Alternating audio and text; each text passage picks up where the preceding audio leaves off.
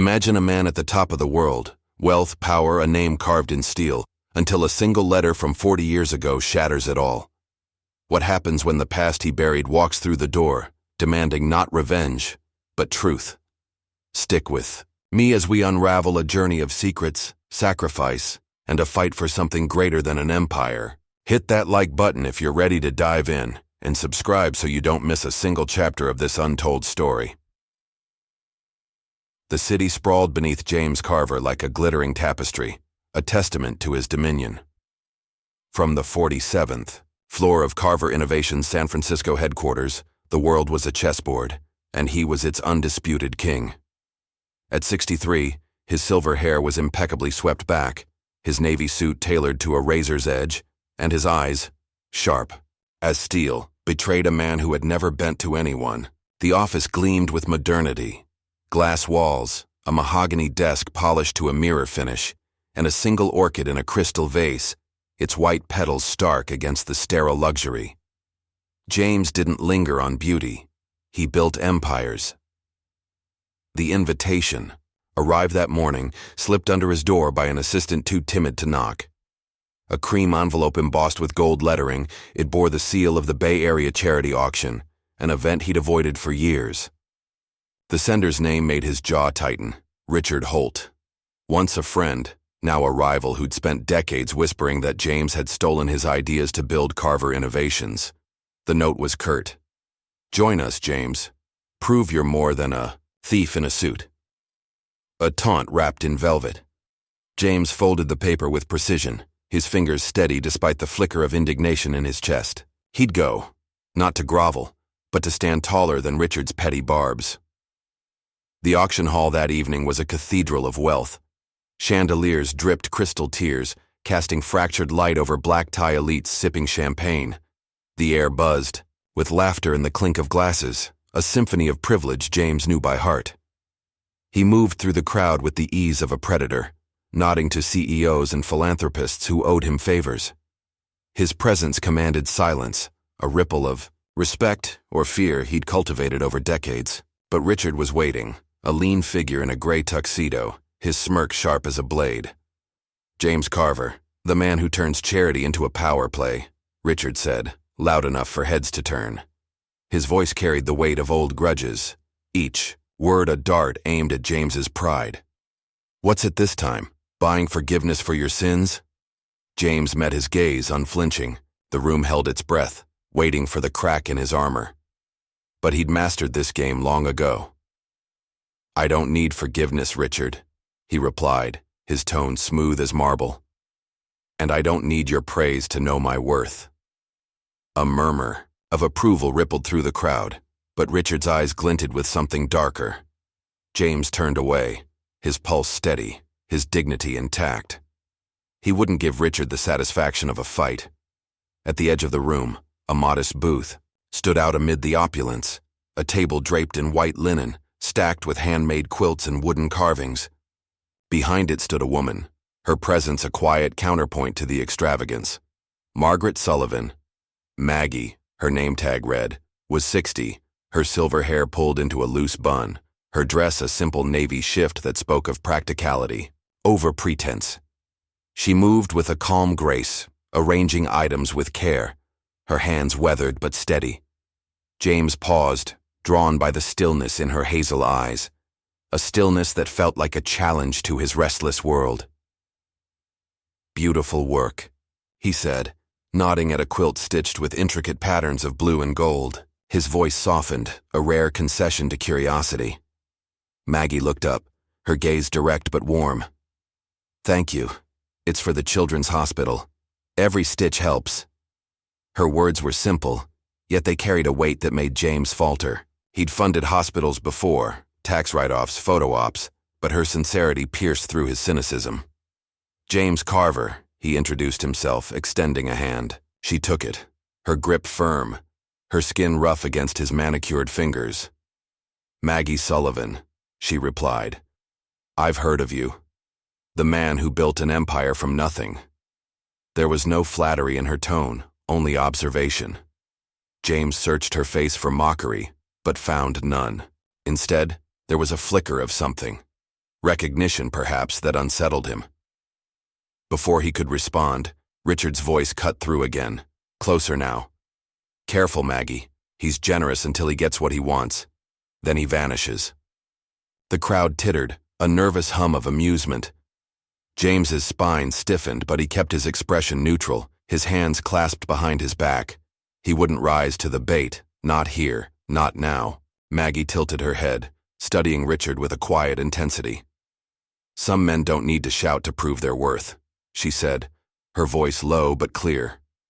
The words landed like a stone in still water, rippling outward.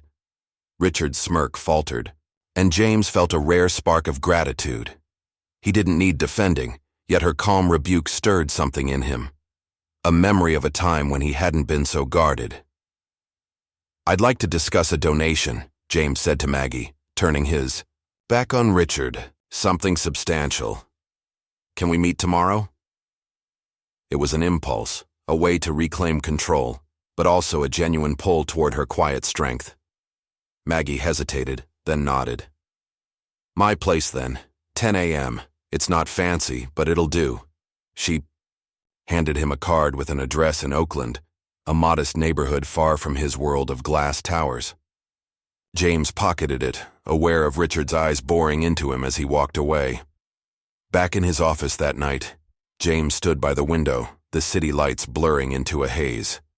Richard's words gnawed at him, not the insult, but the truth they hinted at.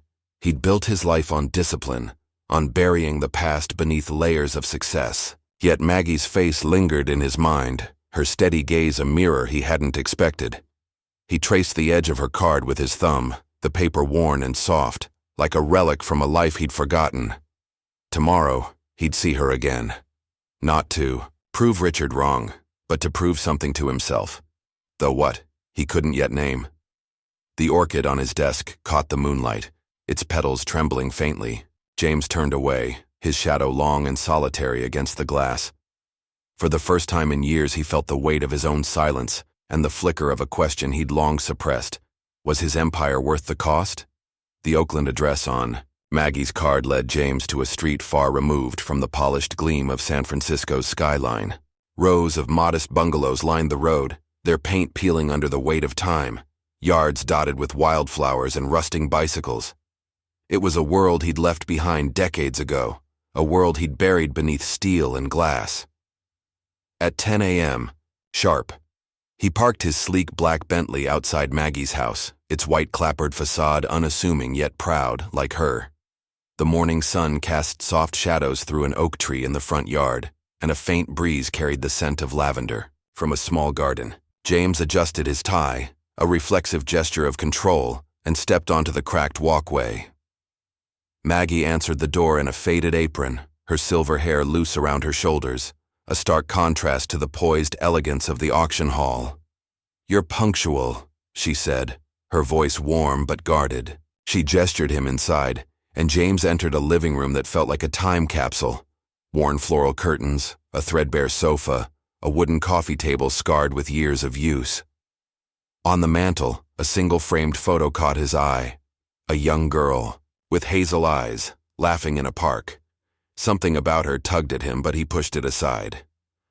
"I thought we could discuss the donation here," Maggie said, setting a tray of tea on the table. The cups were chipped, the teapot dented, yet she handled them with a quiet reverence.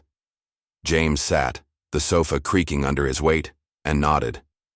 "I'm prepared to fund a wing for the Children's Hospital. Name your terms."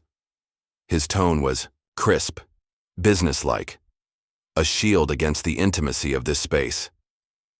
Maggie poured the tea, her movements deliberate. "It's not about terms, Mr. Carver. It's about why." She slid a cup toward him, steam curling between them. "Why does, a man like you care now?" Her question wasn't accusatory, but it pierced through his defenses, sharp and unyielding. James took the cup, the warmth seeping into his palms. "I've always cared," he lied, his voice steady. "I built Carver Innovations to make a difference."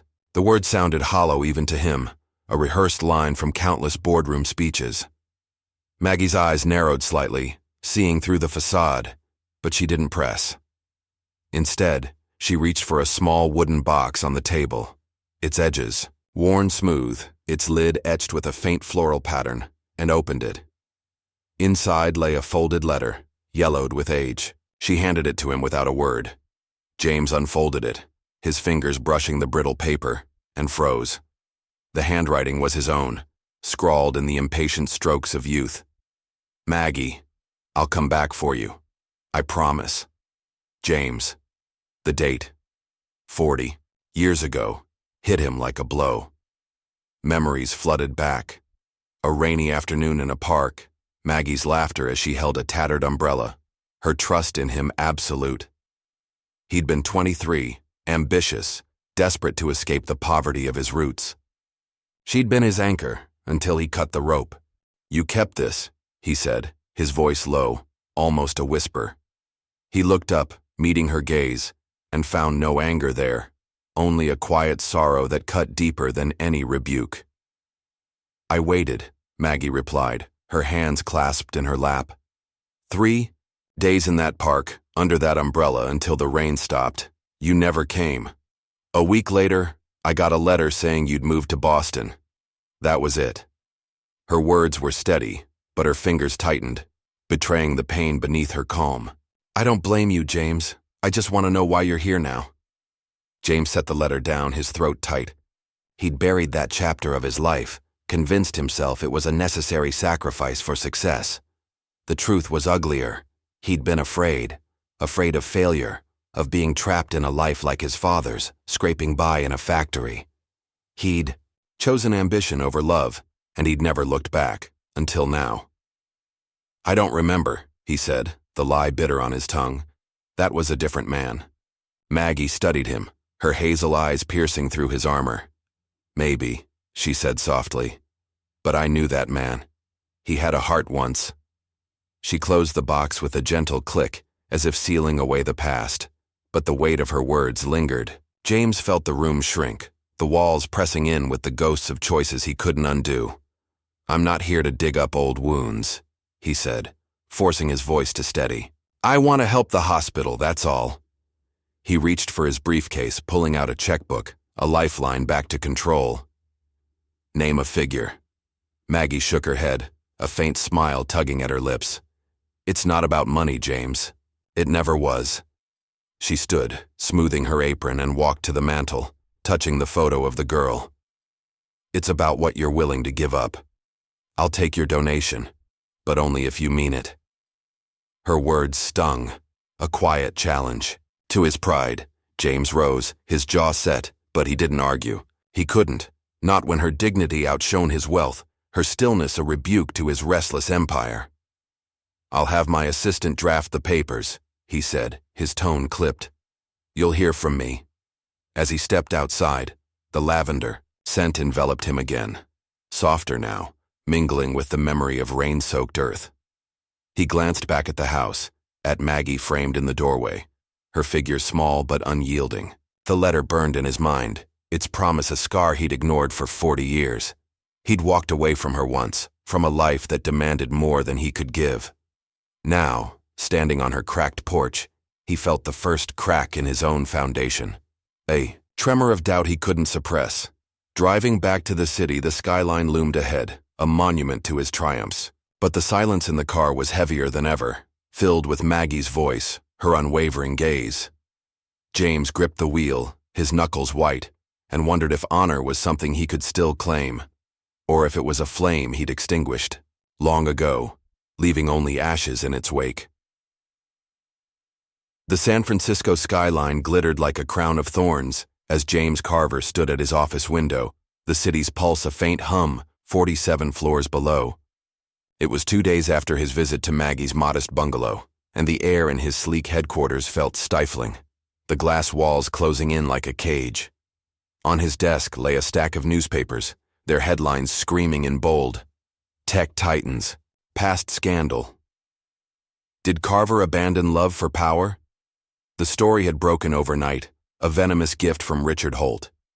The accusations were vague but damning. Whispers of a woman left behind, a life discarded for ambition. James's jaw tightened, but his hands remained steady as he folded the top paper and set it aside. He'd faced worse storms and come out unscathed. The boardroom buzzed with tension that morning. 8 suits, gray-haired men and sharp-eyed. Women who'd built Carver innovations alongside him sat around the oval table, their faces etched with unease.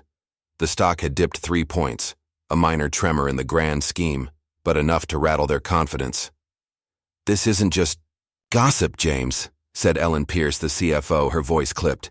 "It's a liability. Investors want answers." She slid a tablet across the table, its screen glowing with social media posts. "Carver exposed. Who's the mystery woman?" James scanned the words, his expression a mask of calm. "Ignore it," he said, his tone firm but measured. "It's noise. Richard's desperate to undermine us before the next product launch." He leaned back in his chair, the leather creaking faintly, and met their gazes one by one. "We've weathered bigger hits. Focus on the numbers."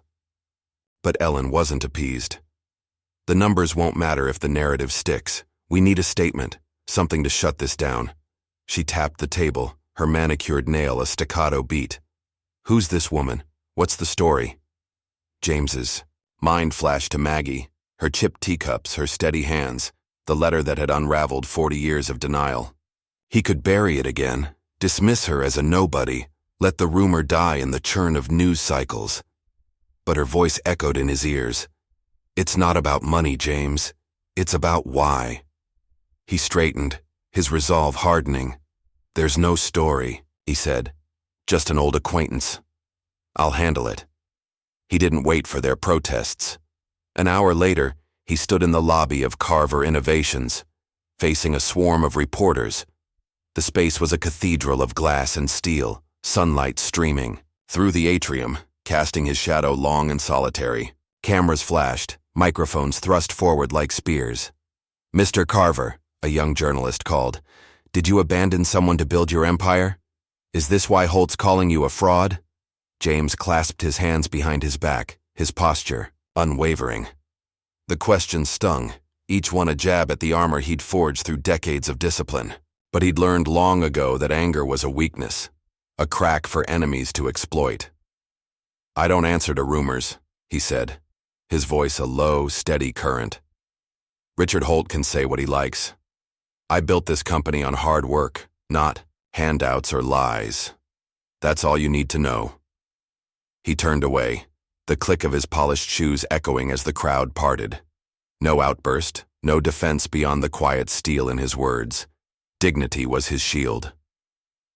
By afternoon, he was back in Oakland, the Bentley idling outside Maggie's house. He needed her at the press conference tomorrow, a united front to kill the story. The door opened before he could knock, Maggie framed in the entryway, her apron dusted with flour. "I saw the news," she said, her tone even. "You didn't have to come." "I did," James replied, stepping inside without invitation. The living room smelled of bread baking, a warmth that clashed with the cold precision of his world. "They're dragging your name into this. I've scheduled a press event tomorrow. I need you there to set it straight." Maggie crossed her arms, her hazel eyes narrowing. "Set what straight? That I'm some footnote in your climb to the top?" She moved to the coffee table, picking up a quilt she'd been stitching, blue threads weaving a pattern of stars. "I don't need you to protect my honor, James. I've managed fine without you." Her words cut deeper than Richard's taunts, a quiet blade of truth. James stood by the mantel, his gaze falling on the photo of the girl again, those hazel eyes, so like Maggie's. A flicker of unease stirred in him, but he pushed it down. "It's not about you," he said, his voice softening despite himself. "It's about stopping this before it spirals. For both of us." Maggie set the quilt down, her hands resting on the table. "You think standing in front of cameras will fix this? They'll just twist it more." She paused, her gaze piercing. "Why do you care what they say? You've got your empire." James didn't answer right away. He looked around the room, the faded curtains, the chipped teapot, the life she'd built without him. Why did he care? Pride, perhaps. Or something older, buried beneath layers of success. Because I don't run from a fight, he said finally, and I don't let lies define me. Maggie's lips pressed into a thin line, but she didn't argue. Fine, she said at last. I'll go. But not for you. For me. I won't let them paint me as a victim. She turned back to her quilt, her needle flashing in the light, a silent declaration of her strength. Driving back, the city loomed ahead, its lights sharper now, like 1,000 eyes watching. James's hands gripped the wheel, his mind replaying Maggie's words, her refusal to bend. Richard's voice slithered through his thoughts. A fraud in a suit. He'd silenced the press today, kept his composure, but the pressure was mounting. A storm he couldn't outrun. Maggie's presence tomorrow would douse the flames, or so he told himself. Yet as the Bentley glided through the streets, a deeper question gnawed at him. Was he fighting for his honor, or running from the man he'd once been? In his office that night, the orchid on his desk stood alone, its petals catching the faint glow of a desk lamp. James stared at it, the silence heavy, with echoes of a past he couldn't quite grasp, and a future he wasn't sure he deserved. The press conference loomed like a storm on the horizon, but James Carver woke with the same unshakable discipline that had carried him through decades of triumphs and scandals. The morning light filtered through the floor-to-ceiling windows of his San Francisco penthouse, casting long shadows across the marble floors. He stood before the mirror, knotting his tie with precise movements, his silver hair catching the glow. The headlines still buzzed in his mind, Carver's past unraveled, but he silenced them with a breath. Today, he'd face the world with Maggie by his side, a quiet alliance to bury Richard's venom. Yet something about her lingered, a thread he couldn't pull without unraveling himself. He arrived at her Oakland bungalow at 9 a.m., the Bentley's engine a low hum against the stillness of the street. Maggie stepped out before he could knock, dressed in a simple gray coat and scarf, her silver hair pinned back. She carried no purse, only a small wooden box, the same one from their last meeting, tucked under her arm. "Let's get this over with," she said, her voice steady but edged with resolve. James nodded, holding the car door open, a rare gesture of deference he didn't question. The drive was silent, the city slipping past in a blur of steel and glass. Maggie stared out the window, her hands resting on the box, her fingers tracing its worn edges. James stole a glance, the weight of her presence pressing against his carefully guarded walls. "You don't have to speak," he said, breaking the quiet. "Just stand there. I'll handle the rest." She turned to him, her hazel eyes sharp. "I'm not here to be your prop, James. I'll say what needs saying." Her words were firm, a quiet steel he hadn't anticipated. He didn't argue. Something in her tone warned him not to. The press room at Carver Innovations was a battlefield of light and sound. Reporters filled the space, their cameras flashing like gunfire, their voices a relentless drone. James stepped to the podium, Maggie beside him, her gray coat a stark contrast to his tailored suit. The crowd hushed as he began, his voice a calm anchor in the chaos.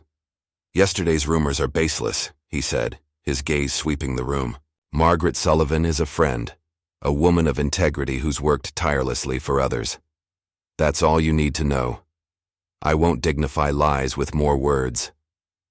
A murmur rippled through the throng, but before James could step back, Maggie moved forward. She set the wooden box on the podium, her hands steady despite the eyes boring into her. "I'm not here to defend myself," she said, her voice clear and unwavering. "I've lived my life quietly, raised my daughter alone, and I don't need anyone's pity or their headlines." She paused, her gaze locking with James's for a fleeting moment. "But I won't let my past be twisted to hurt someone else, that's all I'll say." The room erupted, shouts of "daughter" and "who's the father?" But Maggie stepped back, her chin high, her silence a wall no question could breach. James took her arm, guiding her through the swarm, his jaw tight but his demeanor unshaken. They made it to his office, the glass door closing behind them with a soft thud, muffling the chaos outside. He turned to her, his voice low. You didn't have to mention a daughter. That'll only fuel them. His tone was measured, but a flicker of unease stirred in his chest. The photo on her mantle, those hazel eyes so like hers. Maggie faced him, her expression unreadable. Her name's Emily, she said, opening the box and pulling out a faded photograph. She handed it to him, a young woman with Maggie's eyes and a determined smile, standing in a park with a notebook in hand. She's 39 now, a journalist. She doesn't know who her father is. I made sure of that. James stared at the photo, his breath catching. The math clicked into place.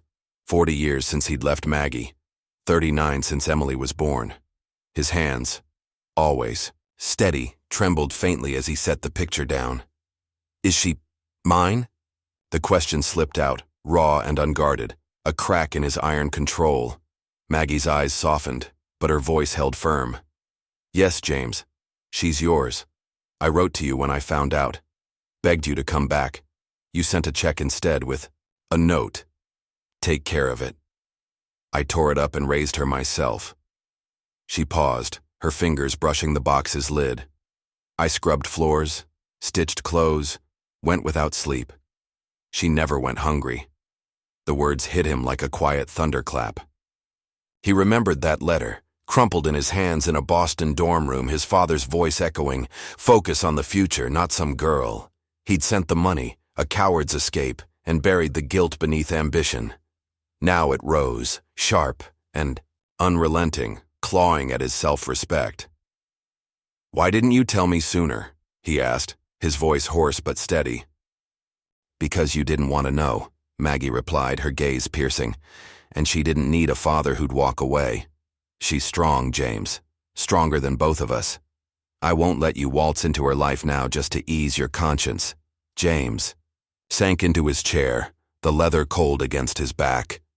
He stared at the photo, Emily's face a mirror of Maggie's resilience, and a shadow of his own features. I didn't know, he said, the lie crumbling as he spoke. He'd known there was a chance and he'd chosen ignorance. I want to meet her.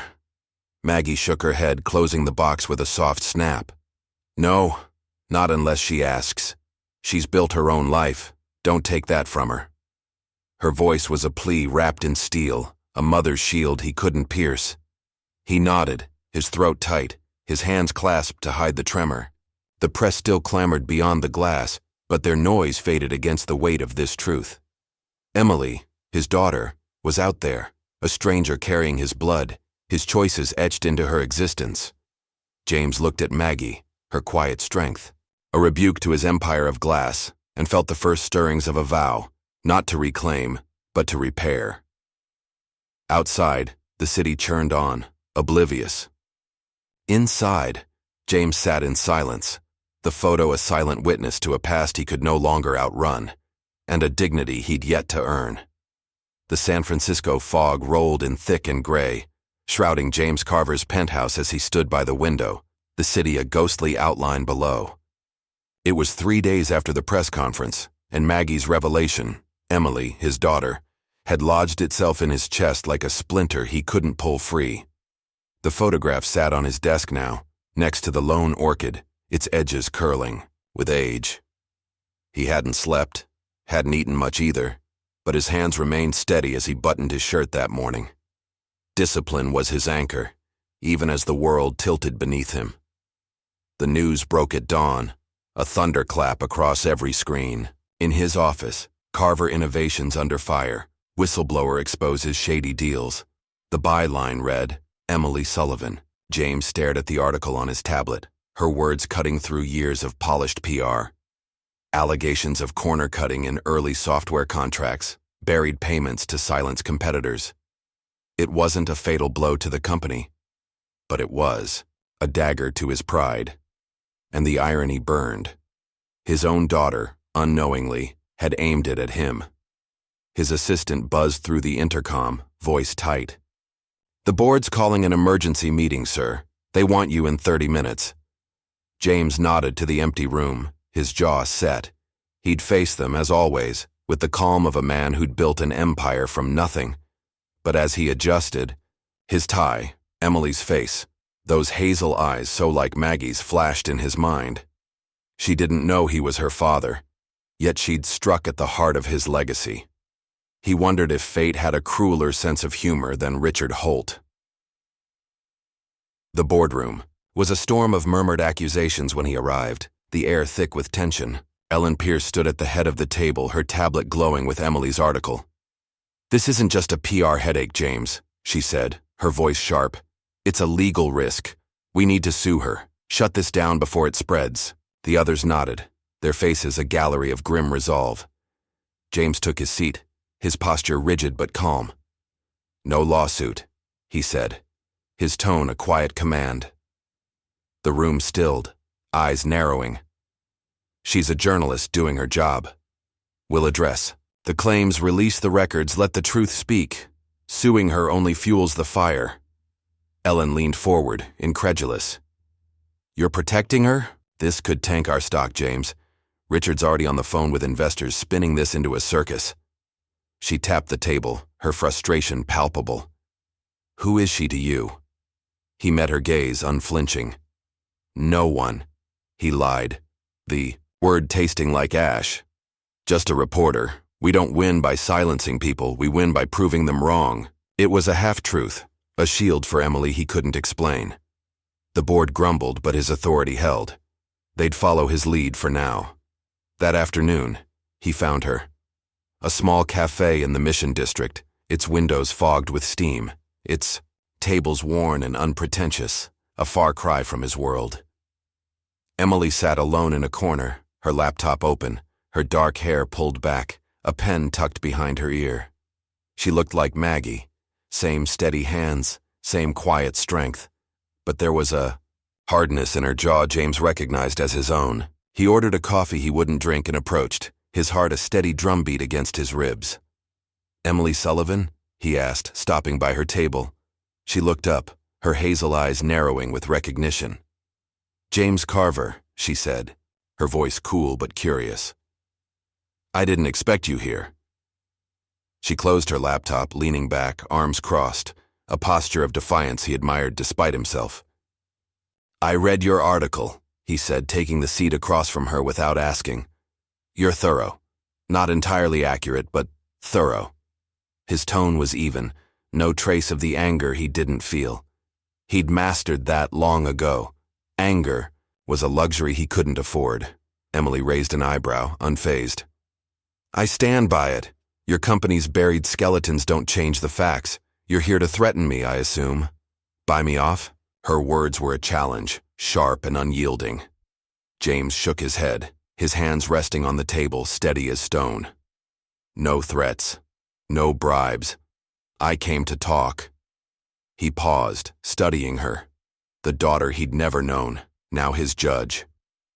"You think I'm a man who'd sell his soul for power?" "Why?" She leaned forward, her gaze piercing. "Because I've seen men like you, building empires on the backs of people they forget. Your wealth doesn't impress me, Mr. Carver. It disgusts me." Her voice was low, controlled, but it carried a fire that struck him silent. He saw Maggie in her, her dignity, her refusal to bend, and something of himself, too, a mirror he couldn't escape. "I don't expect you to understand," he said, his voice softening. "But not everything is what it seems. I've made mistakes, big ones. I don't run from them." He thought of Maggie's letter, the check he'd sent, the life he'd abandoned. "You're right to question me. Just know I'm not here to fight you." Emily frowned, caught off guard by his restraint. "Then why are you here?" she asked, her tone less hostile now, tinged with curiosity. "To listen," he said simply. It was the truth, or as close as he could get without shattering her world. He couldn't tell her yet, not without Maggie's blessing. But he could protect her, even if she hated him for it. She studied him, her skepticism softening into something unreadable. "You're not what I expected," she admitted, then stood, gathering her things. "I've got work to do. Good luck with your skeletons, Mr. Carver." She walked out, leaving him with the echo of her words and the weight of her gaze. Back in his office, James stood by the window, the fog thicker now, swallowing the city whole. Ellen had called. Richard was pushing for his ouster, the board, wavering. But it was Emily's voice that lingered, her disdain a sharper wound than any corporate betrayal. He'd withdrawn the lawsuit, taken the hit, all to shield a daughter who didn't know him. His hands clasped behind his back, steady as ever, but his chest ached with a truth he couldn't outrun. He'd failed her before she was born, and now she was his judge. The orchid on his desk drooped slightly, its petals curling inward. James touched it, a rare moment of gentleness, and vowed silently, he'd face this storm, not with force, but with the dignity he'd yet to prove, to her, to Maggie, to himself. The fog had lifted by morning, leaving San Francisco sharp-edged and gleaming under a rare winter sun. James Carver stood in his office, the city's silhouette a stark contrast to the turmoil within. Emily's article still reverberated, Carver Innovations under fire, its echoes rippling through board meetings and stock tickers. The board had backed off the lawsuit at his insistence, but Richard Holt's shadow loomed larger, whispering to investors, stoking doubts. James's hands rested on the cool glass of the window, steady as ever, but his reflection betrayed a weariness he couldn't name. He'd faced Emily, held his ground, yet the weight of her words, "Your wealth disgusts me," clung to him like damp earth. He drove to Oakland that afternoon, the Bentley's hum a quiet counterpoint to his thoughts. Maggie's revelation about Emily, his daughter, had shifted something fundamental, a crack in the foundation he'd built on discipline and denial. He needed answers, not just about her, but about the woman who'd borne his absence with such quiet strength. The bungalow came into view, its white clapboard glowing in the sunlight, lavender blooming defiantly along the walk. James parked and sat a moment, gathering himself, the photo of Emily burning a hole in his pocket. Maggie answered the door in a faded sweater, her silver hair loose, a pair of reading glasses perched on her nose. She held a spool of thread, mid-stitch, and her hazel eyes narrowed at the sight of him. "You're persistent," she said, stepping aside to let him in. The living room smelled of chamomile tea, a pot simmering on the stove, and the quilt she'd been working on lay across the sofa, blue stars on a white field, a labor of love. "I saw Emily," James said, standing by the mantel, his voice low but firm. "She doesn't know who I am, but she's tearing into my company, into me." He pulled the photo from his pocket, holding it out. "She's yours, Maggie, and mine. I need to understand." Maggie set the thread down, her movements deliberate, and took the photo. Her fingers brushed the edges, a flicker of tenderness crossing her face before it hardened again. "She's mine," she corrected, handing it back. "You gave up any claim 40 years ago." She moved to the kitchen, pouring tea into a chipped mug, and offered it to him.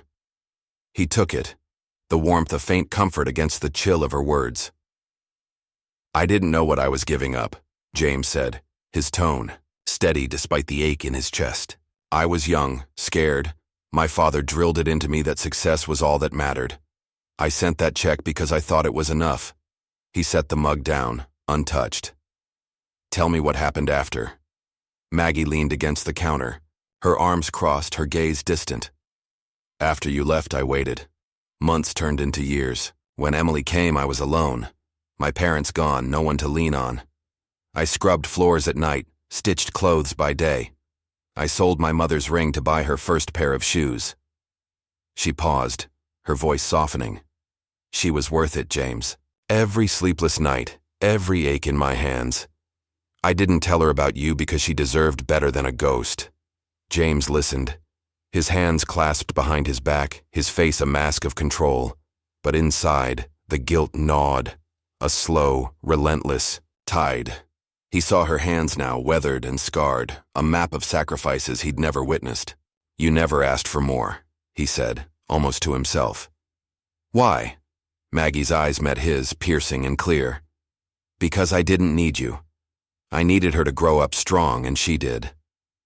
She turned away, reaching for a small tin box on the shelf, a rusted keepsake he hadn't noticed before. She opened it, pulling out a folded letter, its edges frayed. This came 10 years ago. From your office. Another check. For past obligations. I sent it back. James stared at the letter, a memory surfacing. A late night in Boston, a junior assistant suggesting they tie up loose ends. He'd signed off without a thought, burying Maggie again. I didn't know, he said, the words hollow even to him. I should have. Maggie closed the tin, her voice firm. You didn't want to know. That's the difference. Psyche stepped closer, her presence a quiet force. Emily's out there fighting her own battles. She doesn't need you now. Not your money, not your name. The words stung, but James held his ground, his discipline a lifeline. I'm not here to take anything from her, he said. I want to help. Tell me how. It was a plea masked as a request, the closest he'd come to vulnerability in years. Maggie studied him, then sighed, a sound heavy with years of carrying alone. She doesn't know I'm sick, she said, her voice dropping. Heart trouble. I've been saving for her, for when I'm gone. That's why I took your donation. Not for me. For her. The revelation hit him like a quiet blow. He saw it now, the faint tremor in her hands, the way she leaned against the counter for support. How long? He asked, his voice steady but raw. Long enough, she replied, brushing it off. I've managed. James turned away, his gaze falling on the quilt. Those stars, stitched with a love he'd never earned. He thought of Emily, her fire, her disdain, and Maggie, fading silently to shield her. I'll pay for it, he said, turning back. The treatment, no strings. You don't have to tell her. Maggie shook her head firm. I won't owe you, James. It's not a debt, he countered, his voice low but resolute. It's a start. Let me do this. He held her gaze, his hands steady, his pride, bending for the first time in decades. She didn't answer, but the silence stretched, heavy with unspoken truce. James left the bungalow as the sun dipped low, the lavender glowing in the dusk. Driving back, the city rose before him, a monument to his past. He'd fund Maggie's care, quietly, through a trust, no name attached. It wasn't redemption, not yet, but a step toward the man he might still become. The orchid in his office would wilt, but this flame, Maggie's, Emily's, burned brighter than he'd ever known. The San Francisco skyline shimmered under a twilight haze, its towers piercing the sky like silent sentinels. James Carver stood, in his office, the glass walls reflecting the dim glow of his desk lamp, the orchid now a wilted shadow of itself. It had been a week since Maggie's quiet confession, her illness, her sacrifices, and James had moved with the precision of a man who'd built an empire. He'd set up a trust, anonymous, to cover her medical bills, routing the funds through a discreet charity. No strings, no acknowledgement, just a step toward a debt he could never repay. But the weight of Emily, his daughter, pressed harder now, her existence a mirror he couldn't turn away from. The storm broke that morning. A new article hit the wires, this time from a rival outlet. Carver's fall. Insider claims tech giant hid decades of fraud. The byline wasn't Emily's, but the timing reeked of Richard Holt's hand. Capitalizing on her expose to strike deeper. The boardroom erupted in chaos, Ellen Pierce slamming her tablet on the table. This is war, James, she snapped. Holt's got investors pulling out. We're down 10 points already. You can't keep playing noble. We need to hit back. James stood at the head of the table, his hands clasped behind his back, his face a mask of calm. We don't hit back, he said, his voice low but unyielding. We open the books. Every contract, every deal. Let them see it all. If there's dirt, we own it. The room bristled, disbelief etched on every face, but he held their gaze. I won't fight shadows with fists. We stand on the truth. Ellen's eyes narrowed. You're risking everything, your legacy, our future. For what? Pride? She didn't wait for an answer, storming out with half the board in tow. James let them go, the silence settling like dust. He'd made his choice, not for pride, but for a daughter who despised him, a woman who'd borne his absence, a life he'd forsaken. That evening, he drove to Maggie's. The bungalow glowed softly, a single lamp burning in the window, the lavender swaying in the dusk breeze. He knocked and she answered, her gray sweater loose around her frame, her hands trembling faintly as she held the door. "You shouldn't be here," she said, but there was no fight in her voice, only fatigue. "I need to talk," James said, stepping inside. The living room was unchanged, quilt on the sofa, chipped mug on the table, but a new tension hung in the air. Before Maggie could respond, the door swung open again, and Emily strode in, her dark hair damp from the evening, mist, her hazel eyes blazing. "You," she said, stopping short at the sight of James. "What are you doing here?" Her laptop bag hung from her shoulder, a notebook clutched in her hand, tools of the trade that had already wounded him once. Maggie stepped forward, her voice soft but firm. "Emily, let me explain." "No," Emily cut in, her gaze locked on James. "I found it, the letter." She pulled a folded paper from her bag, its edges worn, Maggie's handwriting faint but legible. It was in Mom's tin box. "To Emily, if I'm gone, your father is James Carver." "You knew?" Her voice trembled, not with tears, but with a fury she barely contained. James stood still, his hands steady at his sides, his heart pounding against his ribs.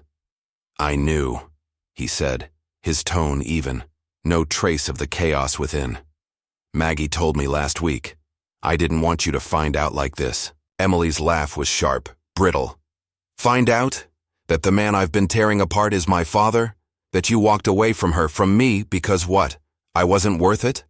She stepped closer, her eyes searching his face for weakness, finding none. "You think you can waltz in now, play the hero?" James met her gaze unflinching. "No," he said. "I don't expect forgiveness. I left because I was afraid. Afraid of failing you, of being nothing. I sent money instead of myself, and I've lived with that cowardice every day since." His voice softened, raw but controlled. "I've spent 40 years building something I thought mattered. I was wrong. You and your mother, you're what matters." Emily faltered, her anger wavering under the weight of his confession. Maggie moved to her side, her hand on her daughter's arm. "He didn't know you, Em," she said quietly. "I kept you from him, for you, not him." "Then why now?" Emily demanded, turning to her mother, then back to James. "Why this?"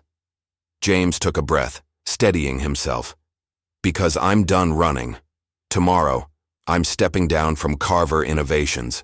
I'm giving my shares to a trust for you, for your mother, for the hospital she's fought for. I don't want your gratitude. I just want you to know I'm trying, finally, to be a man worth something."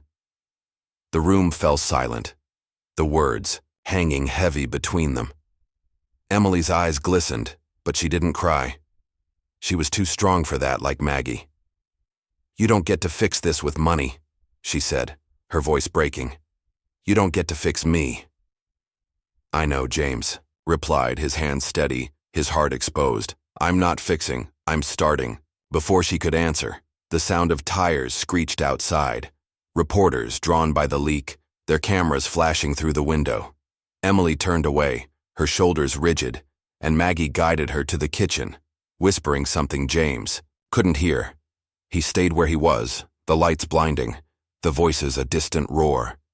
Richard had won this round, but James felt no anger, only a resolve he hadn't known he possessed. The next day he stood before the press again, alone this time, the room a sea of expectant faces. "I'm resigning as chairman," he said, his voice clear, unshaken. "Carver Innovations will thrive without me.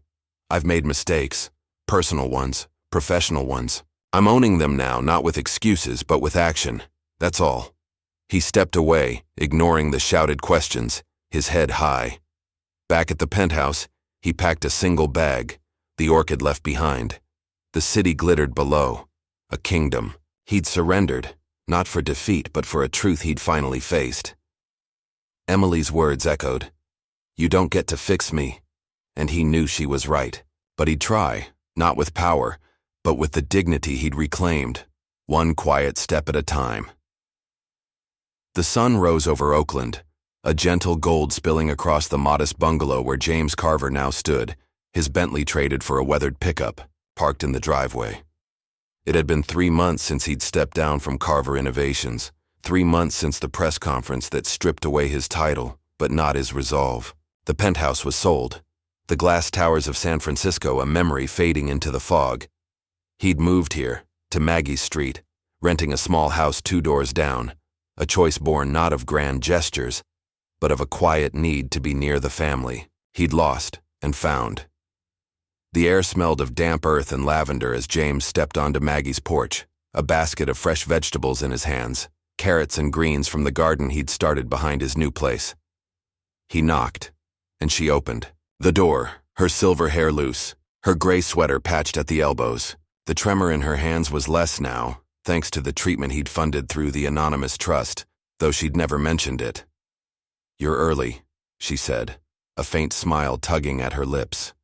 "Couldn't sleep," James replied, stepping inside. The living room was unchanged, quilt on the sofa, chipped mug on the table, but it felt warmer now, a sanctuary he'd once dismissed. He set the basket on the counter, rolling up his sleeves. "Thought I'd help with breakfast." It was a routine they'd fallen into, small acts, shared silences, a bridge built one moment at a time. Maggie handed him a knife, her fingers brushing his, and they worked side by side, peeling carrots, chopping greens. The rhythm was simple, grounding, a far cry from the boardroom battles he'd once thrived on. "Emily's coming today," she said, her voice soft. "She called last night, wants to talk." James paused, the knife still in his hand, his heart a steady thud. "Good," he said, resuming his task with deliberate calm. "I'll be here." He'd seen Emily twice since that night. Brief, tense visits where she'd kept her distance, her hazel eyes wary but softening. He hadn't pushed, hadn't demanded. Dignity, he'd learned, wasn't in forcing forgiveness. It was in earning it, slowly, through presence. The door swung open an hour later, Emily stepping in with a gust of cool air, her dark hair pulled back, a notebook tucked under her arm. She wore a denim jacket, practical and unadorned, her journalist's armor. "Mom," she said, hugging Maggie, then turned to James. "You're still here." It wasn't a question, but there was no venom in it, only observation. "Still here," James confirmed, wiping his hands on a towel. He met her gaze, steady but open, no trace of the pride that once defined him. "Breakfast's ready. Join us?" She hesitated, then nodded, setting her notebook on the table. They sat, 3 mismatched chairs, a plate of scrambled eggs and greens, the chipped teapot steaming between them. The silence was heavy at first, but Maggie broke it, her voice a gentle thread. "How's work, Em?" "Busy," Emily said, her tone easing. "I'm writing about the hospital now, the new wing. It's helping kids who'd never get a chance otherwise." She glanced at James, a flicker of curiosity in her eyes. "Your trust funded it, didn't you?" James took a sip of tea, his hand steady around the mug. "Part of it," he admitted. "I didn't want my name on it. It's not about me." He paused, meeting her gaze. "It's about what lasts." Emily's lips pressed into a thin line, but she didn't look away. "Mom told me about the treatment," she said, her voice low. "How you paid for it. Why?" "Because she deserved it," James said simply. "And because I owed her, owed you, more than I could ever give with money. I'm not buying anything, Emily. I'm just here." She studied him, her fingers tracing the edge of her mug, a gesture so like Maggie's it made his chest ache. "I hated you," she said finally, her voice steady but raw. "Not because you left. I didn't know you. Because you had everything, and we had nothing. But Mom never let me feel that. She made me strong." She paused, her eyes glistening. "I don't know if I can call you anything yet. But I don't hate you anymore." James nodded, his throat tight, his hands still. "That's enough," he said, his voice soft but firm. "More than I deserve." It wasn't absolution, but it was a start. A crack of light in a wall he'd built himself. Maggie reached across the table, her hand resting on Emily's, then James's, a silent tether between them. "We're here now," she said, her voice a quiet balm. "That's what matters." After breakfast, they moved to the porch, the sun climbing higher, warming the cracked boards beneath their feet. Emily pulled out her notebook, showing them a draft of her latest piece, a story of resilience of the hospital's quiet heroes. "I mentioned you," she said to James, her tone cautious. "Not by name, just a man who gave up power for something real. Is that okay?" James smiled, a rare unguarded curve of his lips. "It's more than okay," he said. "It's true."